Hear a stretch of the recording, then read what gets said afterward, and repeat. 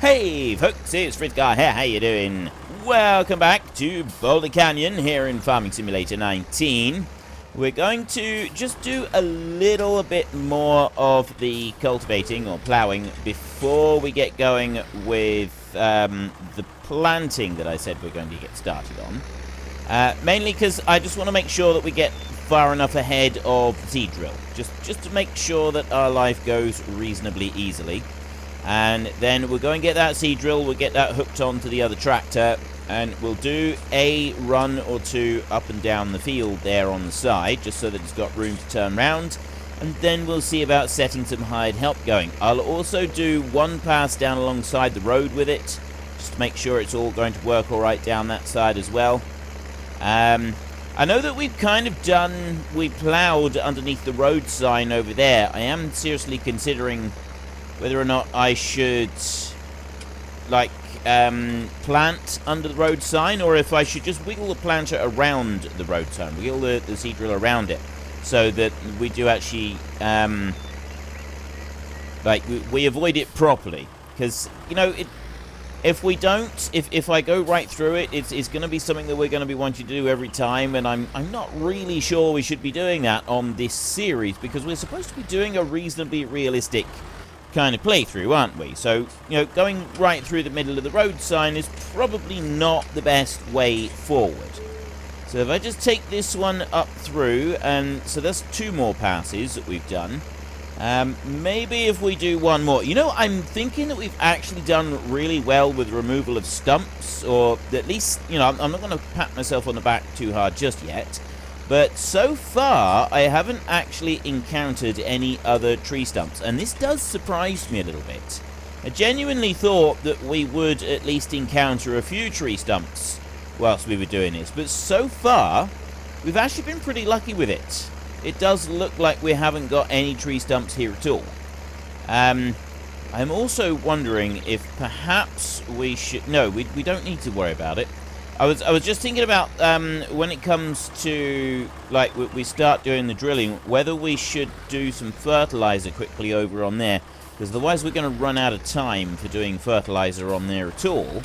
And we definitely want to get some fertilizer onto that grass. It's quite important that we do. We'll do one more. We'll do once more up and down the field.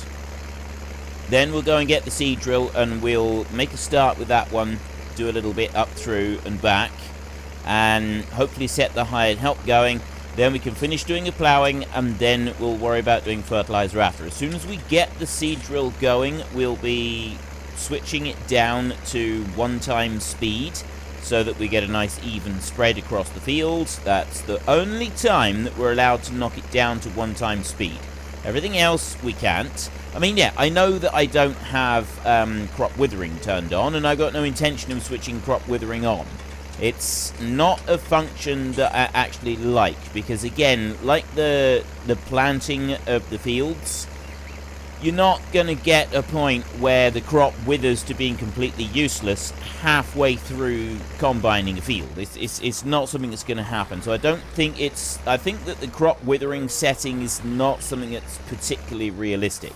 I mean, yes, if it happens before you get to the field for whatever reason, then yeah, maybe that could be classed as like a realistic thing. But honestly, I don't think it's that realistic. Not really. I don't like the whole crop withering function. It just doesn't seem to really fit with everything else. But then that's why I always leave it switched off. I never actually have crop withering on anyway. It doesn't matter what the playthrough. I always keep that one switched off. The only time that I don't is in Seasons gameplay.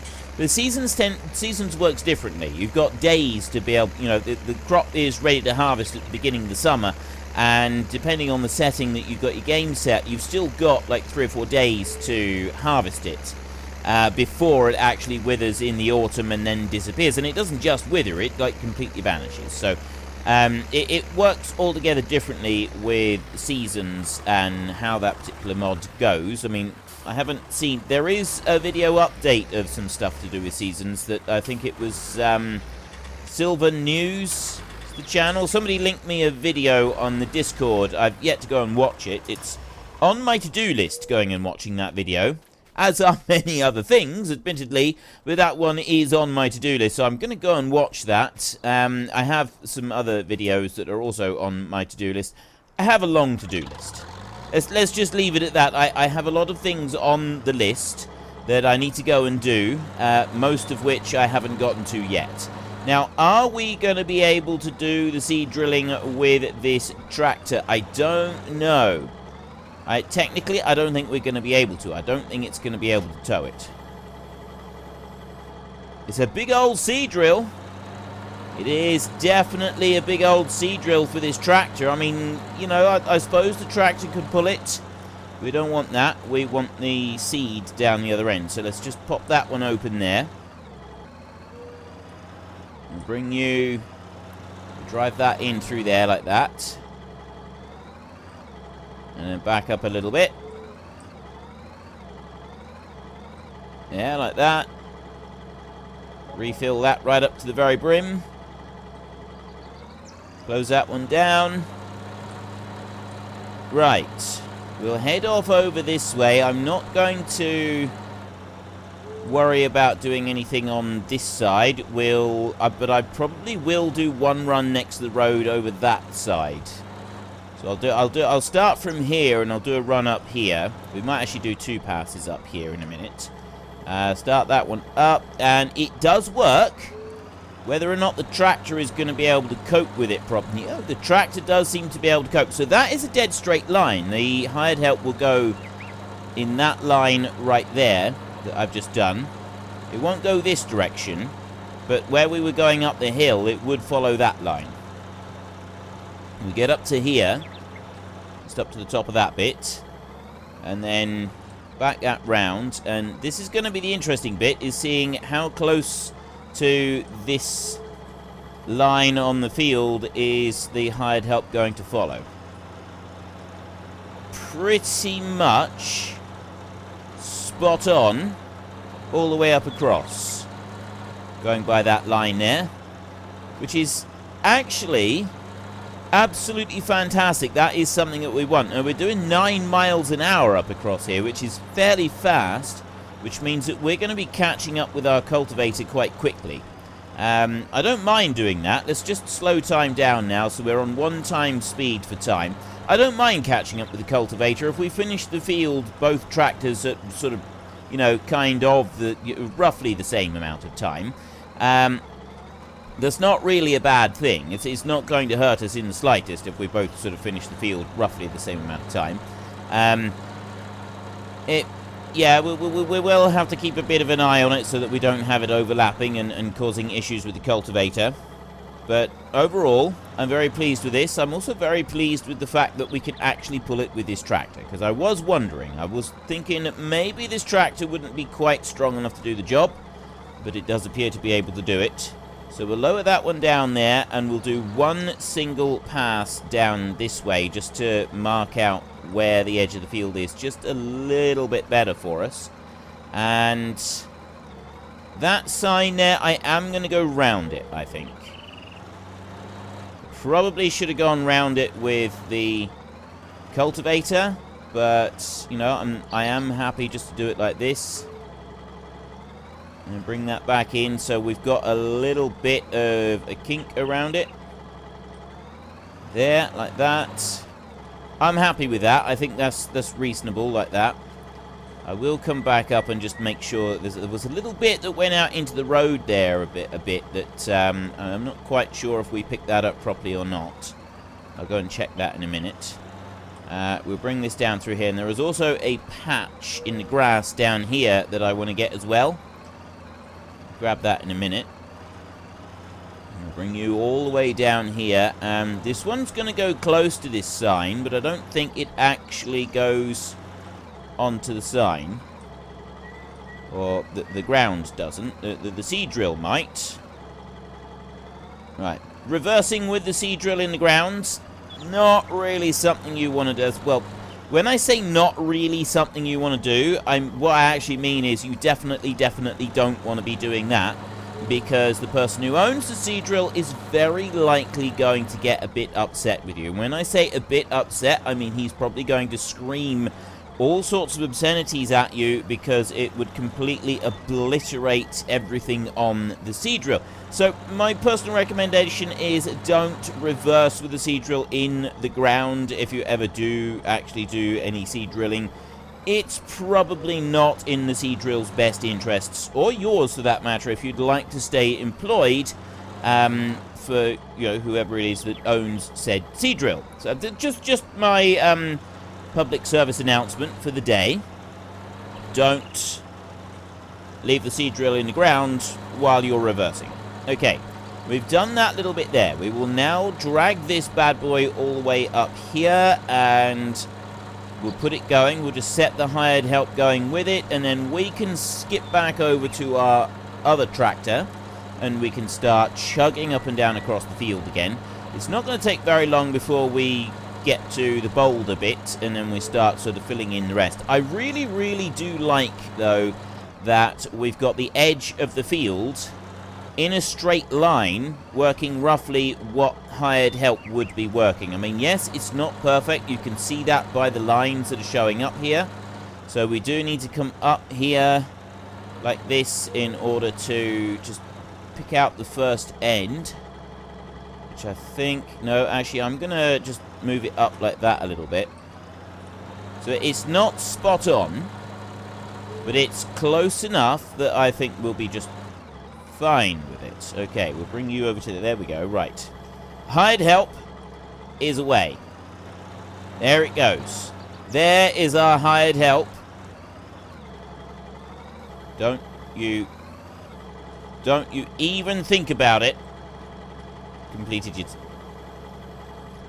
Really? You think you've completed your task, do you? You think you completed your task just on that bit? It's the whole trees and stuff like that that is going to cause us some issues here, isn't it? This is what's going to happen, is we're going to have the odd tree here and there. Oops. Help if I turn that back on again.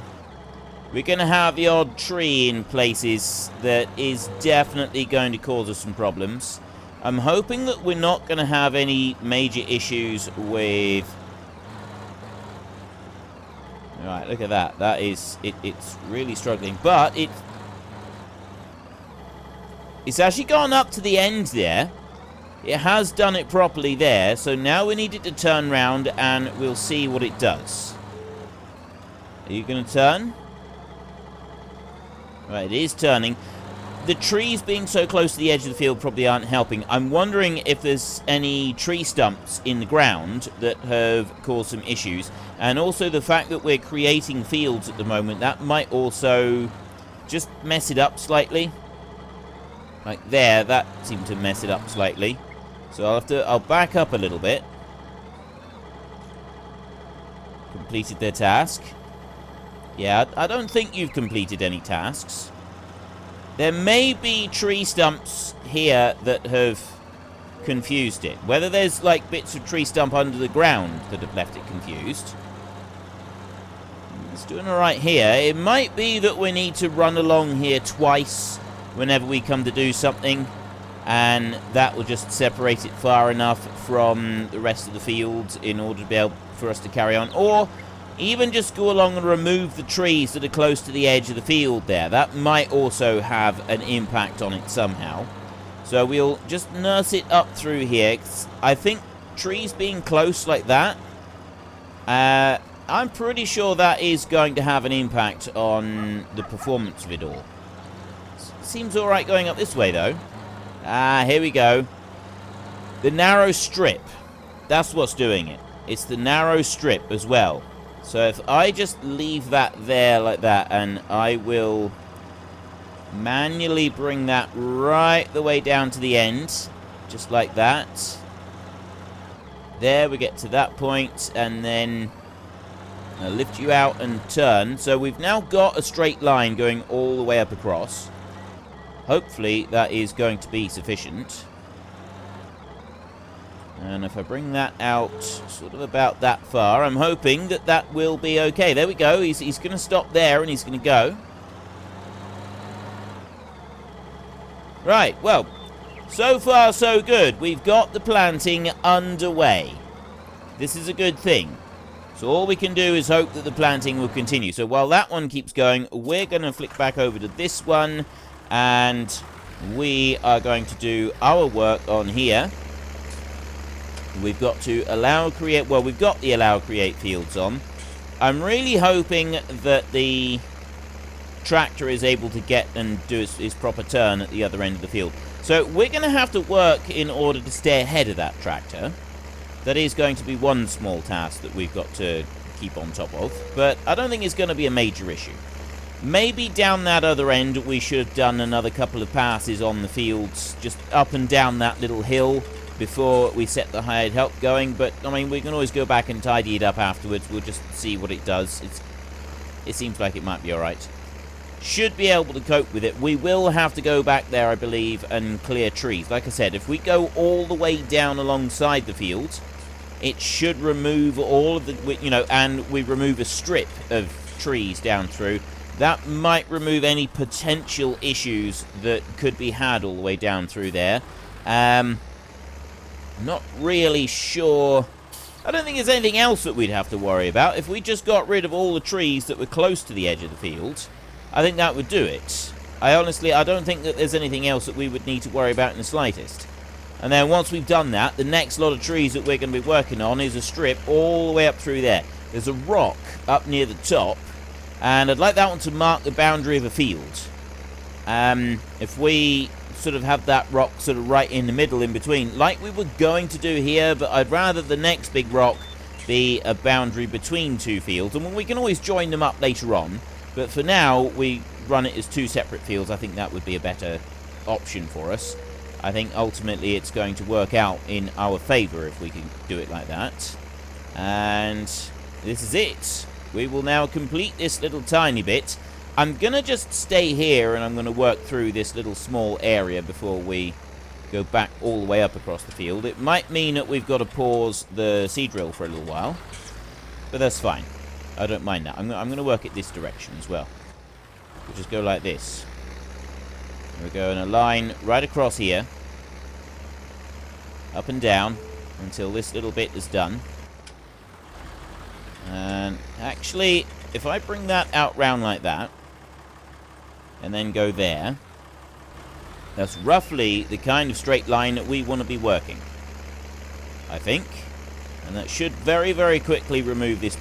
That drill is going remarkably quickly. He's definitely going to catch up with us before we're finished. So we are going to have to park him up at some point. So, I mean, the hired help, that's good. We can give him a bonus. Give him an afternoon off or something on full pay. That sort of thing. I've known farmers do both options with a bonus. Some of them I've known give a little bit of cash to their employees as an incentive, you know, if they've done particularly well with something. Others have just expected it and done nothing. Well, actually, most. When I say most, I mean 99.9% of farmer employers have just, you know, they just kind of expect it. They would never give a bonus for a job well done. I have, however, known the occasional farmer to give a bonus for a job well done. One farmer would give an afternoon off. He would basically come in on a weekday. This was during harvest time. It would come in a weekday if it was raining or something like that, and it wouldn't be, oh, you take the afternoon off now and you work the weekend instead. No, I did know plenty of people that would try and pull that one. Most of the employees would simply say, no, if you want us to work the weekend, we will. We'll have our normal overtime rates, thanks. But no, this particular farmer, if it was raining during the week and the harvest was going well when we didn't sort of have any major jobs that were outstanding, it wasn't unheard of. When I say unheard of, I don't mean like he did this all the time. I mean it was a very, very occasional thing. I think it happened twice one summer and 3 times the next summer over the course of a long harvest. And lunchtime, he would say, right, because if it was raining, we would go home for lunch, and he would come in and he would say, don't come in this afternoon. Take the afternoon off, full pay. because we'd be finishing at normal time anyway, right? We wouldn't be working overtime on days that it was raining during the harvest. We'd be going home and getting some much needed rest. And he would simply say, right, go home, don't come back. Full pay. Right? And he would say that like, a couple times. And it was just such an amazing thing. An afternoon in the middle of the harvest, in the middle of the week. And you wouldn't think it made a big difference, but it did. It made such a huge difference. It was quite an amazing thing. Another bloke that I worked for, well, actually two people that I worked for. One I didn't work for very long, admittedly. It was only like a few short weeks. But anytime it was going well, or we'd sort of exceeded what we were hoping to do, if we were like getting ahead of what would be considered roughly that thing is motoring down across the field. Look how fast it's going. That is actually quite impressive, the speed that he's getting through that planting. Anyway, he would come in and he'd bring in a case of beer. We'd actually bring in 2 cases of beer, because some people like to drink one type of beer, and other people on the farm like to drink a different type of beer. So he'd bring in 2 cases. If he thought we were doing well, and we didn't drive to work, we all lived close by, and the most that anybody would do is cycle down a private track, so it wasn't encouraging drinking and driving or anything like that. It was after the tractors had all been parked up, so there was no shenanigans, there was no nonsense, and he'd bring in a couple of cases of beer, share them out amongst everybody that was working there. You've done really well, here, you've all earned it. And it's a really nice way to sort of finish off the afternoon. Have your boss bring out just a little. I know that's not great. The afternoon off was kind of the biggest gesture I've ever received. But I know that like a case of beer on a farm that's employing 20 people is not a great deal. You know, everybody gets one. Well, I think there was enough there that everybody had 2 beers. That's not a huge amount, really, is it? But when the manager or the owner turns up with that in hand, and it's chilled and it's there ready for everybody, and he's sort of done it off his own back. It's not like a corporate thing where they've said, oh, we think this should happen, and then tokens are given out, and you have to go and you have to get your token, and you have to fill out your name, and you get like an extra slice of bacon for breakfast or something. Because I've been in those environments as well, and those, you get a free breakfast, which might be nice, but you still got to go and collect your token, and you've got to go and fill out a bit of paperwork and stuff like that, and it kind of sucks out it removes the goodwill from the gesture. Whereas when your boss physically turns up and hands around beers to everybody, that's different, right? That does actually feel like a genuine gesture, and that, I think, is the difference. And so, yeah, I've had that, and I think that's absolutely brilliant. And at the moment, I'm thinking that dude over there who's racing through, yes, admittedly, his machine is allowing him to do it, let's not forget that, but dead straight lines all the way through. He's doing a magnificent job, and it's just kind of recognition of keeping everything ticking along quite nicely, and it's a nice thing. It's a nice feeling, and it encourages people to just go work that extra little bit, just to make sure, and pay that extra little attention to detail as you're continuing on with your job. Once you've had your beer and you continue on with your job, maybe you do a little bit more that day, or possibly everybody just goes home after that, and then when they come back in the following day, everybody is like that. They pay a little tiny bit more attention to detail. Not a huge amount. It's not like a life-altering thing, but it's enough that that recognition is appreciated, and people like it. People like that kind of appreciation. So, if you're a boss, if you're an employer, give your employees the recognition, right? Every now and then, give them some recognition, and I don't mean £5 at Christmas and tell them, or $5 at Christmas and say, oh, there's a good healthy Christmas bonus for you there. No, chucking an extra $5 or £5 into someone's paycheck at Christmas without actually physically handing them anything and just telling the accountant, or give them a little bit extra, which is the equivalent of you, the employer, basically pulling a few pennies out of your wallet and throwing them at the poor people. No, that's not a goodwill gesture, right? Yes, it's a little bit extra, and I'm sure that the person is not going to say no, but honestly, that's an insulting goodwill gesture. That's not a nice goodwill gesture. That's just someone who's given it absolutely no thought whatsoever and can't be bothered, but wants their employee to think that they're wonderful. No, I don't buy into that. I don't buy into that at all. I've had that. I've had people tell me that the £10 or the £5 extra that they put on their paycheck, oh, that's a nice Christmas bonus for you. No, it's not. You can take your Christmas bonus and you can shove it up something that I'm not going to repeat. Don't go repeating these things. Don't go repeating these things. That's not a nice thing, right? It's not a kind gesture or anything at all. It's a nothing, right? It's an absolute nothing. You know it, and the employee knows it. So if you're an employer and you're considering chucking an extra $5 or £5 or $10 into someone's paycheck as a Christmas bonus, seriously reconsider that course of action. If you want to give a monetary Christmas bonus, at least half their regular paycheck, right, for the week. Even for a weekly paycheck, if you want to give a Christmas bonus, a minimum of one half of what you would normally pay them, that would be a generous Christmas bonus. That's generosity, that is, right? Because that is actually something that will make a difference to the person who's getting it. Other than that, don't bother, right? Just don't bother with it. Instead, do something that maybe is a little bit more personal. Take the time to go and get a gift and wrap it and hand it to them personally and say, this is for you. This is something in recognition of what you've done.